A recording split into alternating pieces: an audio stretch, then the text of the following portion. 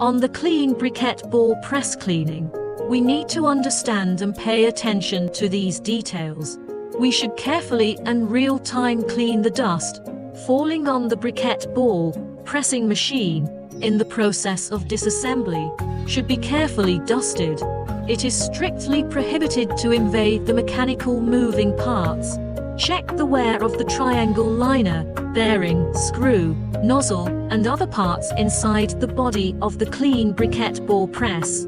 Clean it up and replace the bearing grease. Check whether the bottom of the ball press and the safety bolt are loose and tighten them. Open the inspection cover of the accelerator to check the gear fit and wear state. If we find that the oil pressure of the clean briquette pressure ball oil cylinder has a large pressure change, new oil should be injected in real time.